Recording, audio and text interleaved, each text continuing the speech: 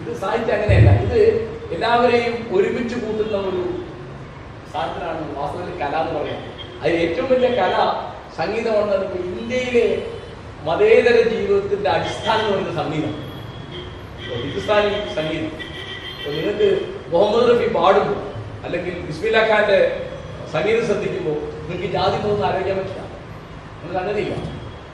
ഇപ്പോൾ പലരും വിചാരം ഈ കലകളൊന്നും തിരിയാത്ത ഒരാളാണ് ഗാന്ധി. അദ്ദേഹത്തിന്റെ ആത്മകഥയിലുള്ള ഒരു വാക്യം എൻ്റെ ജീവിതത്തിലെ വളരെ പ്രിയപ്പെട്ട ഒരു സംഗതി ബംഗാളി സംഗീതമാണെന്ന്. അപ്പൊ എം എസ് സുബ്ബലക്ഷ്മിക്ക് അദ്ദേഹം ഒരു കത്തയച്ചു. ഇന്ന ഭജൻസ് ഒക്കെ ഒന്ന് പാടിക്കെട്ടാ കൊള്ളാം, റെക്കോർഡ് ചെയ്താൽ കൊള്ളാം. അപ്പം മഹാത്മാഗാന്ധിയുടെ കത്തല്ലേ, അദ്ദേഹം അവരുടെ ഭർത്താവ് പരിഗണിച്ച് ഒരു കത്ത് എഴുതി. പിന്നെ മഹാത്മജി അത് പ്രാക്ടീസ് ചെയ്യാൻ, സാധന ചെയ്യാൻ 2-3 മാസം സുബ്ബലക്ഷ്മിക്ക് വേണം.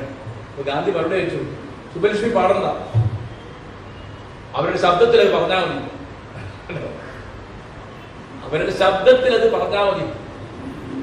ഇതൊക്കെ ആയിരുന്നു ഇവരുടെ രാഷ്ട്രീയവും സാഹിത്യവും തമ്മിലുള്ള ബന്ധം എന്ന് പറയുന്നു.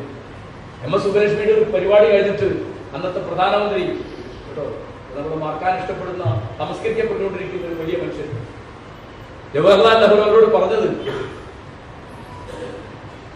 അങ്ങ് സംഗീത സാമ്രാജ്യത്തിലെ ചക്രവർത്തിനിയാണ്, ഞാൻ ഒരു പ്രധാനമന്ത്രി.